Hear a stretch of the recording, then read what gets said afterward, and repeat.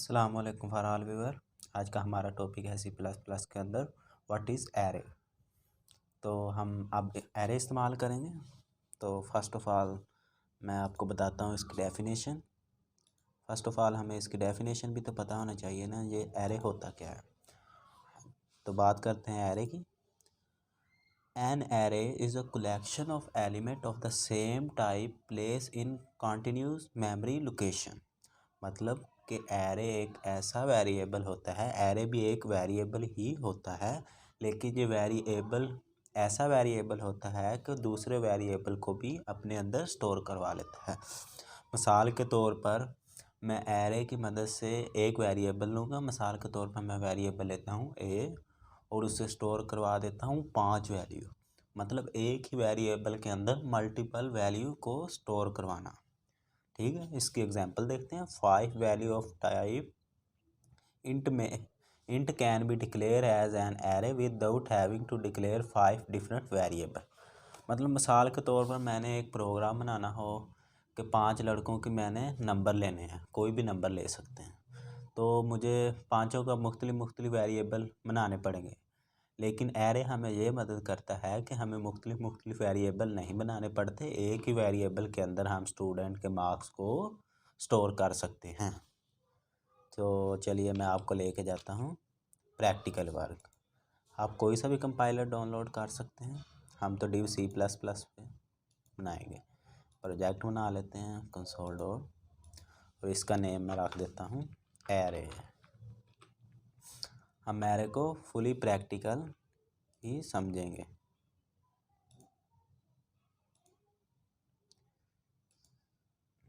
ये देखें, मैंने एरे नेम से एक प्रैक्टिकल बना लिया। अब आपको पता है कि जो डिक्शनरी लिखते हैं हैश इंक्लूड आयोस्ट्रीम, ये हमें लिखनी पड़ेगी यूजिंग नेम स्पेस। इधर थोड़ा सा डिफरेंस भी हो सकता है, हर कंपाइलर अपने लिहाज से चलता है। आपने वही डिक्शनरी फाइल रखनी है जो आपका कंपाइलर को चाहिए। मतलब आप टर्बो C++ रन कर रहे हैं, आपने iostream.h लिखना है और यूजिंग नेम स्पेस std नहीं लिखना। ठीक है, तो मैं इधर इंट में, मतलब मैं इंट का वेरिएबल ले रहा हूँ और उसमें मैंने स्टोर करवा दी वैल्यू। अब मैं इधर एक वेरिएबल लेता हूँ इंट। मिसाल के तौर पर मैं वेरिएबल लेता हूँ मार्क्स। ठीक है, मैंने मार्क्स का वेरिएबल ले लिया। एरे को हमेशा दरमियान वाली ब्रैकेट, मतलब दरमियानी ब्रैकेट में ही शो करते हैं। ठीक है, मतलब करली ब्रैकेट इसे कहते हैं, सॉरी। अब मैं कितने वेरिएबल का बनाना चाहता हूँ। अगर मैं इनफिनिट वेरिएबल एक वेरिएबल के अंदर स्टोर करवाना चाहता हूँ, मतलब मुख्तलिफ सारी वैल्यू को एक ही वेरिएबल के अंदर स्टोर करवाना चाहता हूँ, तो मुझे इधर 100 लिखना पड़ेगा। अगर मैं 5 वैल्यू स्टोर करवाना चाहता हूँ, मिसाल के तौर पर मैं इधर 4 वैल्यू को स्टोर करवाना चाहता हूँ, तो मैं इधर 4 लिखूँगा। ठीक है, अब इधर कॉलन डाल दिया। ये तो हमने वैल्यू इनपुट करवा ली। इसकी जो एरे के अंदर हमने वैल्यू इनपुट और आउटपुट करवानी होती है ना, उसके लिए हमें फॉर लूप का जानना बहुत ज़रूरी है। फॉर लूप के मतलब हमारे चैनल पे पहले भी वीडियो है। अगर आपको फॉर लूप में कोई भी मसला है तो आप हमारे चैनल पर पुरानी वीडियो देख सकते हैं। फॉर लूप के ज़रिए ही हम वैल्यू इनपुट करवाएंगे और फॉर लूप के ज़रिए ही हम वैल्यू आउटपुट करवाते हैं इन एरे के अंदर। ठीक है, अब मैं सी आउट,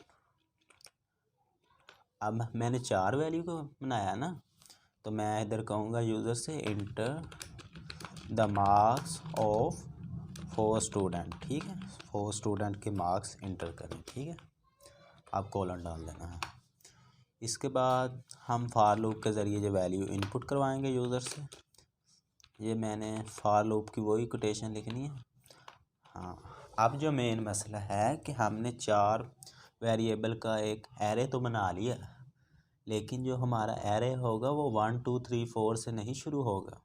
मतलब हमने 4 वैल्यू दी है ना, वो 0 से शुरू होगा। किधर शुरू होगा? 0 से। 0 1 2 3 4 वैल्यू पूरी होगी और 4 इसके अंदर इंक्लूड नहीं होगा। ठीक है, एरे कहाँ से शुरू होगा? 0 1 2 3। हम अब हमने जो आई भी बराबर रखना है वो भी 3 के बराबर रखना है, ठीक है। आई के बाद मैं आई प्लस प्लस वही कोटेशन लिखूँगा। हाँ, अब इसके बाद आपने एरे के अंदर ब्रैकेट नहीं डालने फॉर लूप के अंदर, ठीक है। अगर आप ब्रैकेट डालेंगे तो आपका प्रोग्राम गलत हो जाएगा। तो मैं सी आउट करता हूँ और सॉरी मैं अभी वैल्यू इनपुट करवा रहा हूँ, सी इन करूँगा। अब हमने मार्क्स का ही वही लिखना है वेरिएबल। अब हमने इधर 4 नहीं लिखना, क्यों? क्योंकि हमने हर वैल्यू को एक नंबर भी तो असाइन करना है।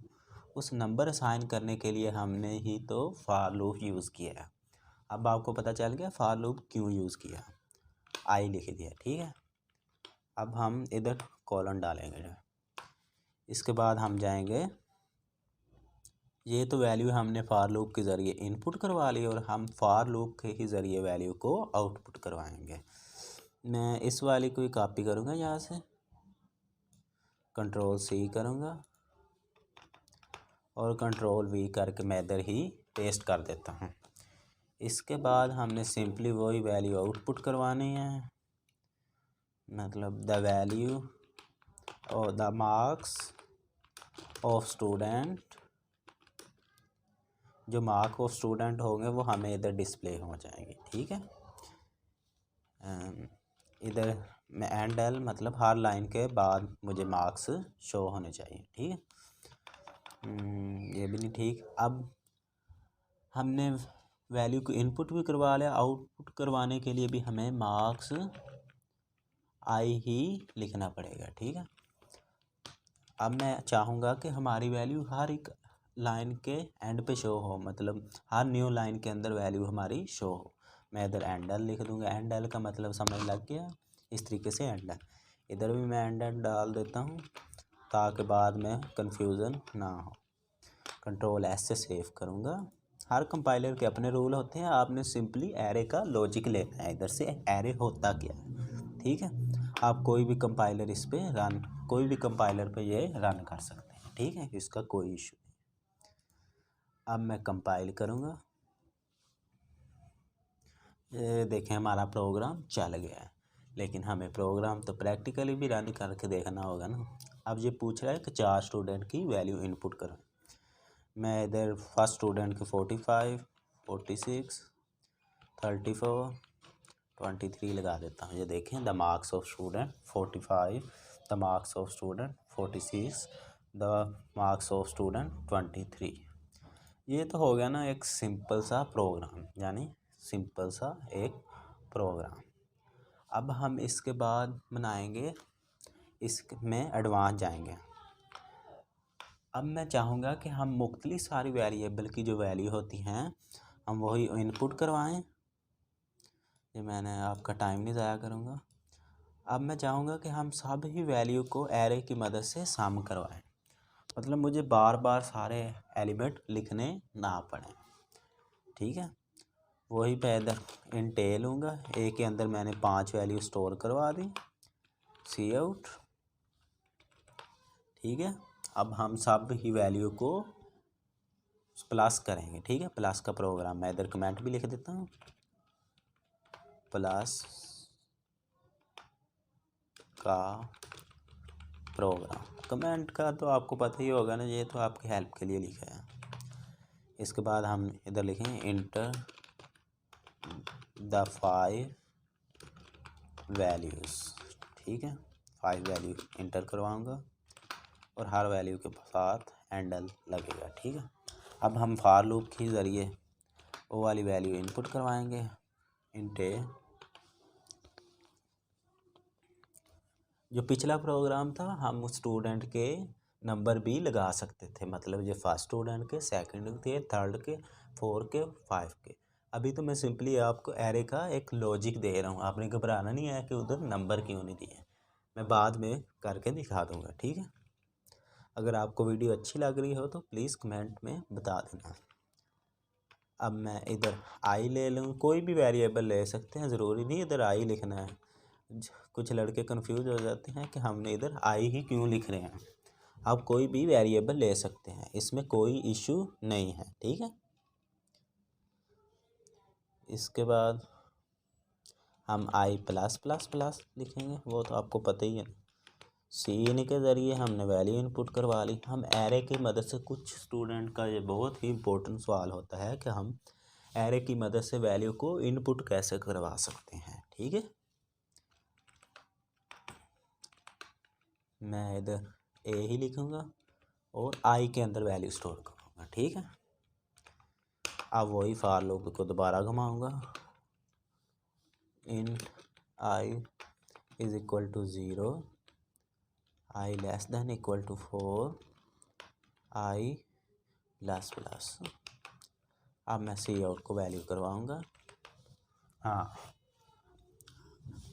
अब हम वैल्यू को आउटपुट कैसे करवाएं इन एरे के अंदर। हमें तो वैल्यू का सम चाहिए ना, ऐसे ही है ना। अब हम इसे वैल्यू को सम भी तो करना है ना, तो इसके लिए हमें वेरिएबल बनाना पड़ना था। वो तो वेरिएबल हमने बनाया नहीं था, तो हमें तो वेरिएबल बनाना पड़ना है। तो वेरिएबल भी दैट्स ऑल, मैं सम ही कर रहा हूँ। मैं कुछ वेरिएबल इसके नाम से ही बना लेता हूँ, सामी। मैंने कोई भी वेरिएबल आप बना सकते हैं, आपको पता है। ठीक है, समी नाम से मैंने एक वेरिएबल बनाया। हाँ, एक और बार जब जब मैं वेरिएबल शुरू करूँ तो हमें समी की वैल्यू जो हमें होगी वो फर्स्ट वैल्यू भी हमें देना पड़ेगी। तो फर्स्ट वैल्यू क्यों देना पड़ेगी, लेकिन जब हम इसको रन करवाएंगे तो हमें गार्बेज वैल्यू ना मिले, हमें पहले इसकी वैल्यू पता हो, मतलब इसे 0 से स्टार्ट हो। ठीक है, और एक और इधर बात, जो हम समी का वेरिएबल लिया तो हम उसे किस में सम करवाएंगे, जो वैल्यू हमने ली है, मतलब फर्स्ट वैल्यू ली है ना, उसे सम करवाएंगे। और किस वेरिएबल से अंदर से गुजरी है, हमने वैल्यू को कहाँ से इनपुट की है, ए डॉट 0 के साथ। ठीक है, ए डॉट आई। ठीक है, ये वाले एरे के अंदर से हमने वैल्यू ली थी ना। समी का मतलब है कि हमने एक वैल्यू, जो हमने वैल्यू ली है उसे ऐड करेंगे जिस वेरिएबल की वैल्यू ली है। ठीक है, दोनों को सम करेंगे और जवाब आएगा। इंटर नो सम इज़, अब हम इसे का सम भी हमें पता चल जाएगा। आपने सिंपली इधर लिखना है समी, जिसके अंदर आपने वेरिएबल स्टोर करवाया। ठीक है, इधर थोड़ा सा डिफरेंस आएगा, लेकिन एरे के रूल एंड रेगुलेशन वही रहेंगे। एग्जीक्यूट, कंपाइल एंड रन करके देख। ठीक है, ये रन हो गया। मैं इधर लिख लूँ 23, 24, 35, 46, ये वैल्यू ली। देखें सम इज़ 72, ये देख सकते हैं हमारा प्रोग्राम रन कर गया। अब और एक मैं आपको इम्पोर्टेंट प्रोग्राम रन करके दिखाता हूँ।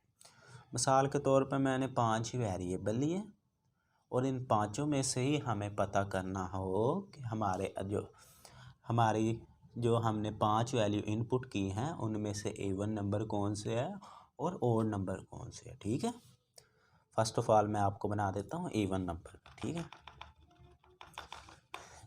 इस वेरिएबल का नेम आपको अजीब लग रहा होगा, मैं इसका वेरिएबल का नेम चेंज कर देता हूँ, CH रख देता हूँ। ठीक है, सॉरी अगर आपको ये वेरिएबल का नेम कुछ गलत लगा हो, तो मैं इस वेरिएबल का ही नेम चेंज कर देता हूँ। अब हमने प्रोग्राम यही लिखा रहने देना, मैं आपका टाइम नहीं वेस्ट करूँगा, दोबारा लिखूँगा, वीडियो को बहुत ज़्यादा लंबी हो जाएगी। ठीक है, अब हमने इधर ही CH लिख लिया।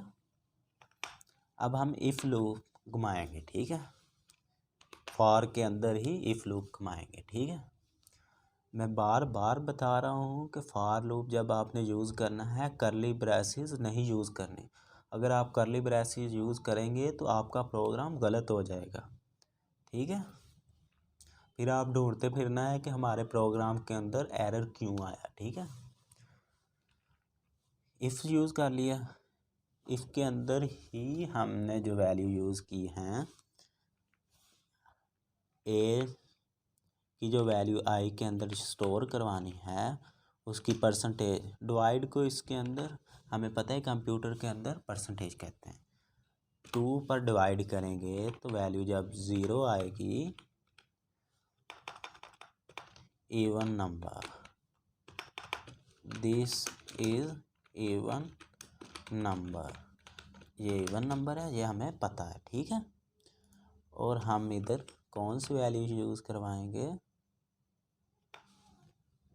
तो हम वेरिएबल वो ही लेंगे AI। वो वेरिएबल CH पड़ा रहने दे, वेरिएबल तब तक आप वैल्यू को इनपुट और आउटपुट ही नहीं किसी वेरिएबल के अंदर करवाएंगे तो वो आपको किसी काम का नहीं, ठीक है। हमने AI ही इनपुट करवाना है। लेकिन इधर आपके ये वाली हेडिंग जब आप लिखेंगे तो आपके प्रोग्राम में एरर आएगा। एरर कैसे आएगा मैं आपको बता देता हूँ, ठीक है। रन तो हो गया लेकिन एरर आएगा, ठीक है। एरर मैं आपको इस वजह से बता रहा हूँ ताकि आपके प्रोग्राम की प्रैक्टिस अच्छे तरीके से हो। ये देखिए एरर आ रहा है, हमने इवन नंबर भी मिल गया 34 और 56 ही इसमें से है। देखिए ये इधर इनपुट हो रहा है, ये इधर इनपुट हो रहा है, इस तरीके से हमें ये एरर मिल गया। इसका जो बेहतरीन हल है, आप इसे ऐसे ही लिख लें, ऐसे लिख लिए और इसके बाद ही इनपुट करवा दें, ठीक है। See out the even number is here, इससे पहले ही आप इनपुट करवा दें, ठीक है। एंड एल भी लिख लेते हैं, मैं ऐसे रन कर लेता हूँ, ठीक है। मैं इधर 34 33 67 2 4, ये देखें हमारा प्रोग्राम, ये देखें हमारा प्रोग्राम तो रन हो गया। लेकिन फिर वो इशू आ रहा है 6 और 8 इकट्ठे प्रिंट हो रहे थे तो हमें 68 शो करवा रहा है। दिस इज़ द एरर, ठीक है। इस तरीके से आपने एरर से बचना है। अब जो हमारे प्रोग्राम के अंदर एरर आ रहा है कि हमने नेक्स्ट लाइन इंक्लूड नहीं की।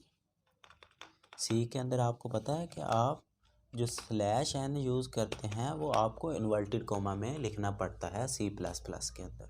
सी के अंदर तो आप बाहर भी लिख देते हो ना, चल जाता है, लेकिन C++ के अंदर आपको ये इन्वर्टेड कोमा में लिखना पड़ता है। वही वेरिएबल लिया आई। मुझे पता है कि आप बोर हो रहे हैं, मैं आपको बार बार एरर्स दिखा रहा हूँ, लेकिन ये एरर आपकी हेल्प के लिए हैं। अब मैं इधर प्रोग्राम सही लिखता रहूँ, आपको प्रोग्राम के अंदर एरर आ जाए तो आप बाद में कहें कि हमें तो किसी ने सही तरीके से पढ़ाया ही नहीं है। वो वाली बात नहीं है, एरर हमें सिखाते हैं, क्योंकि mistake is the key of success, ठीक है। अब हमने /n दी है, अब मैं एग्जीक्यूट और कंपाइल पे क्लिक करूँगा, हमारा प्रोग्राम। अब मैं इसे रन करूँगा, मैं 23 लेता हूँ, 24 लेता हूँ, 66 लेता हूँ, 68 लेता हूँ, 70 लेता हूँ, ठीक है। ये वेरिएबल ले लिए, ये देखें 24 इवन, 66 इवन, 68 इवन, 70 इवन। अब आ गई दूसरी बात कि हम एक ही तरीके से इनपुट करें और एक ही तरीके से हमें आउटपुट मिल सकती है। ये बात नहीं है कि हम एक तरीके से इनपुट लें, हम उस वेरिएबल की बार बार आउटपुट भी ले सकते हैं, ठीक है। अब मैं इसी ही की मदद से आपको ऑड नंबर शो करवाऊंगा, क्योंकि मैंने आपको पहले बताया था कि हम एक ही वेरिएबल के अंदर मल्टीपल वैल्यू को स्टोर करवा सकते हैं और उसे मल्टीपल टाइम इस्तेमाल कर सकते हैं। और इधर हम जो इफ लूप यूज़ करेंगे वही ए के अंदर हमारा आई वेरिएबल होगा, percentage A not equal to, अब हम नॉट इक्वल टू करना है 2 पर तकसीम करके हमारा जवाब किसके 0 के बराबर ना आए, वही हमने इधर लिख दिया, वही हम इधर लिख देंगे। और वही मेन मिस्टेक सी आउट हमें पहले इनपुट करवाना पड़ेगा, the odd number is here, कि जो हमारे ऑड नंबर है वो यहाँ पे मौजूद है, एंड एल, ठीक है। वही हम परसेंटेज में ये भी हमने लिख दिया। इसके बाद हमने वही AI लिख देना, क्योंकि हमने इफ़ लूप यूज़ किया है। हमने ये AI तो हमने वही एरे वाली वैल्यू स्टोर की थी ना, लेकिन हमने इसे स्टोर करने से पहले कौन सा लूप यूज़ किया है, if loop. If loop use किया है तो इफ़ की कंडीशन के अंदर से ही रन होकर हमें कंपाइल मिलेगा। अब मैं ऐसे कंपाइल और रन करके भी देख लेता हूँ। हो दैट इज़ एरर। एरर किस चीज़ का एरर? घबराना नहीं, ये इधर मैंने ग्रेटर देन का साइन नहीं डाला, ठीक है, इस चीज़ का एरर। ये छोटी छोटी चीज़ें हमें याद रखनी पड़ती हैं कोई भी प्रोग्राम रन करने के लिए। ये तो खैर बेसिक था ना।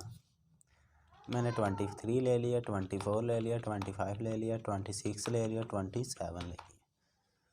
ये देखें हमें मिल गया सिर्फ 24 ही हमारा, 24 और 26 हमारा क्या है? Even number. 23, 25 और 27 ओड नंबर है। और आपको एक चीज़ गड़बड़ लग रही होगी, 26 के आगे ही ओड नंबर आ गया। किस चीज़ का एरर? हमने इधर /n लिखना था, ठीक है। अब हम इसे F11 से रन करेंगे। 12 ले लिया, 13 ले लिया, 14 ले लिया, 15 ले लिया, 16 ले लिया, ये वेरिएबल ले लिया। ये देखें 12, 14, 16, 13, 15 ये वैल्यू हमने ले ली है। ये तो हमारा एरे का टॉपिक यहाँ तक कंप्लीट हो गया। अगर आपको फिर भी कोई कन्फ्यूजन है आप कमेंट से मुझे पूछ सकते हैं, मैं पर्सनली आपसे ज़रूर कांटेक्ट करूँगा। तो thanks for watching my video. मिलते हैं नेक्स्ट वीडियो में, तब तक के लिए इजाज़त दीजिए। अल्लाह हाफिज़। और इसके बाद जो हमारा अगला टॉपिक होगा वो 1 dimension, multi dimension and single dimension. 1 dimension तो बेसिकली इसमें काफ़ी हद तक क्लियर हो चुका है। जो मल्टी डिमेंशन एरे है ना, वो ज़रा डिफ़िकल्ट भी होता है, लेकिन मैं आपको अगली वीडियो में समझाऊंगा। अगर आपको वीडियो अच्छी लगी हो तो तब ही सब्सक्राइब और लाइक करना, अदरवाइज़ आपकी मर्ज़ी है। तो मिलते हैं नेक्स्ट वीडियो में। अल्लाह हाफिज़।